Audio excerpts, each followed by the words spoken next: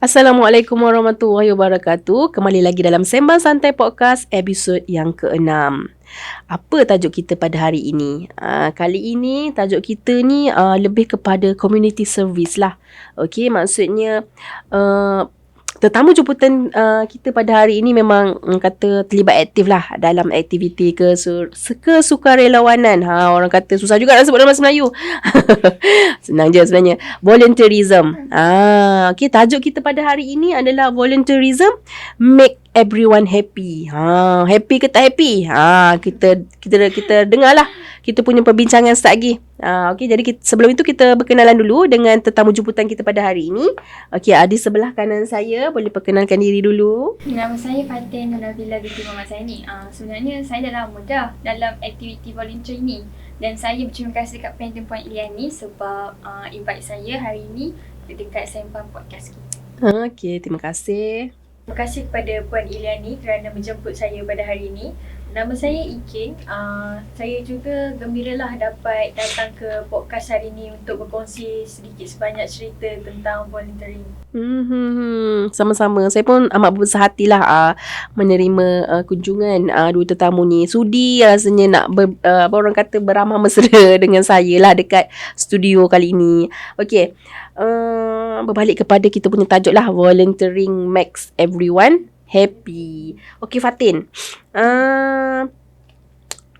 sebenarnya apa yang membuatkan Fatin sebenarnya rasa teruja sangat orang kata nak berkecimpung dalam dunia volunteering ni? Sebenarnya saya tak berminat pun. Sebenarnya pada awalnya saya tak berminat pun nak sertai volunteering ni. Tapi nak tak nak kita kena paksa juga diri kita. Kalau tak buat tak adalah kan. Jadi bila saya terpaksa buat macam tak adalah saya terpaksa just buat. Saya rasa perlu cuba benda ni. Saya dapat macam banyak kelebihan yang saya dapat. Antaranya macam dapat tengok bila kita bagi sesuatu ke orang, kita dapat kita dapat gembirakan orang tu. Lepas tu saya tengok juga majoriti orang sekarang ni sertai aktiviti volunteering ni untuk isi masa lapang diorang dengan aktiviti-aktiviti yang bermanfaat. Lepas tu ada juga yang sertai volunteering ni untuk asal diorang punya bakat macam komunikasi, kerja pasukan dengan kepimpinan. Menarik. Rasanya kalau dulu beliau tak suka. Sekarang ni dengan impact yang kawan anda sebut tadi tu sebenarnya dapat menjadikan dia lebih suka untuk membuat volunteering ni lah. Macam mana pula dengan Alia?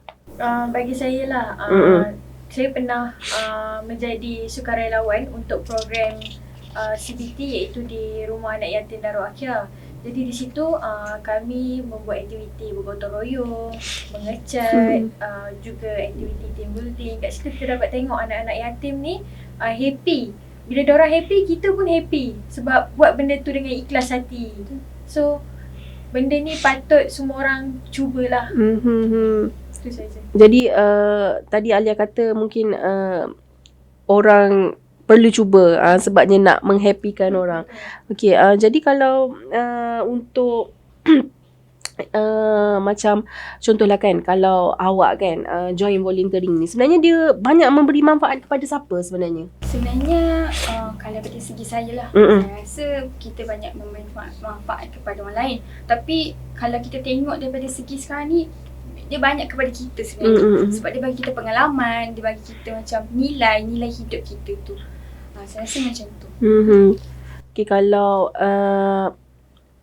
Alia sendirilah kan, pengalaman yang tak boleh dilupakan lah masa buat volunteering. Mungkin ada pengalaman yang mengajar diri Alia semasa buat volunteering. Apa dekat tadi? Darul Akhir.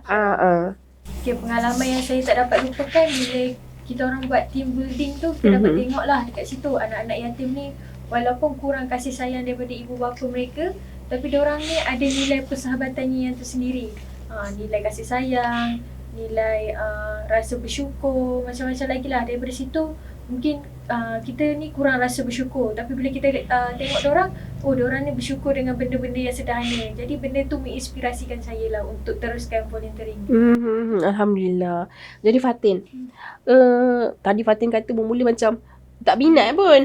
Macam mana nak kita nak orang kata nak mengasah orang kata nak mengajar lah diri kita ni supaya tips lah, orang kata tips lah yang berguna. Macam mana kita nak latih diri kita ni nak terlibat dalam dunia volunteering. Mungkin ada tips-tips dekat penonton dekat luar sana. Tips saya lah fokus pada tujuan asal kita, kenapa kita sertai aktiviti volunteering ni.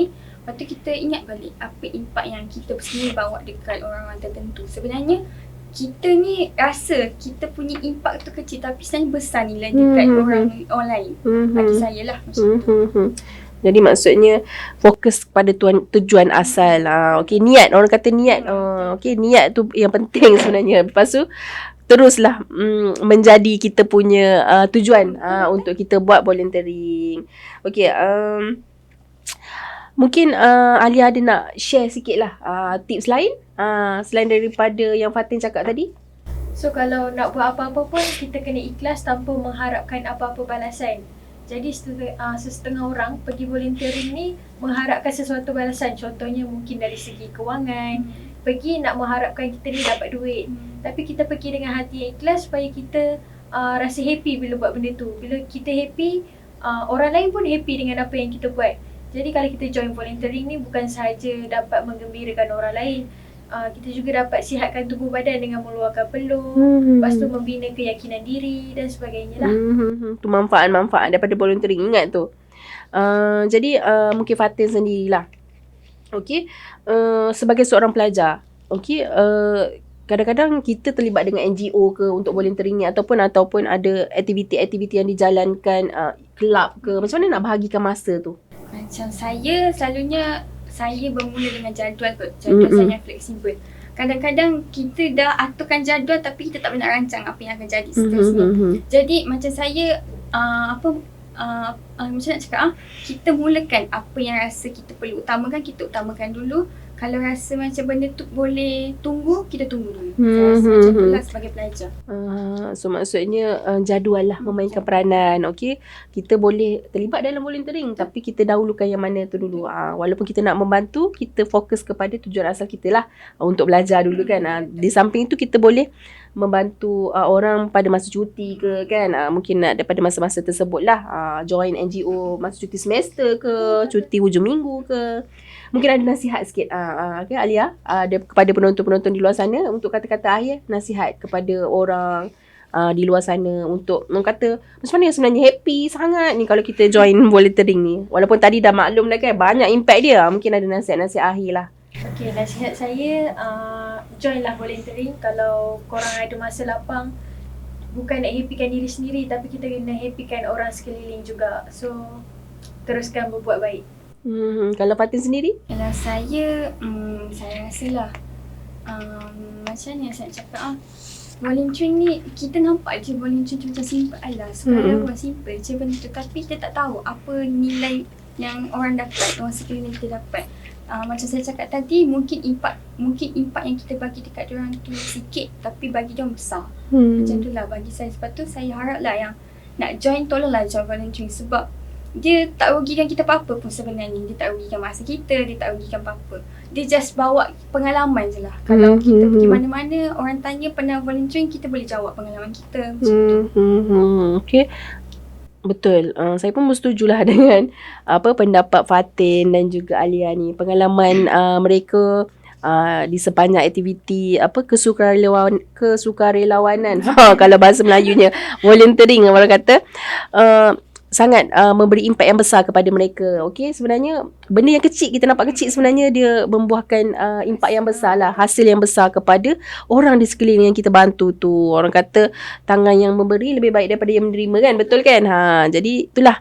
Jadi saranan saya untuk yang di luar sana boleh ikuti tips-tips yang rakan-rakan anda kongsikan tadi. Okey, kita balancekan, tak semestinya kita nak belajar je 100% tapi kita kena kenal juga komuniti luar. Kita bantu apa yang patut, bantu komuniti kita untuk menjadi lebih orang kata sejahtera lah, orang kata lebih kurang macam dapat hidup lebih selesa. Betul. Kita dah rasa selesa dah. Mungkin orang dekat luar sana mungkin nak lebih selesa lagi mungkin. Jadi kita membantu sedikit sebanyak dengan apa kudrat yang kita ada.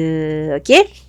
Jadi begitulah sedikit perkongsian kita bersama dengan rakan-rakan panel kita pada hari ini, Fatin, Alia. Jadi mungkin ia dapat memberi sedikit sebanyak lah, tak banyak, sikit pun tak apa kepada penonton di luar sana.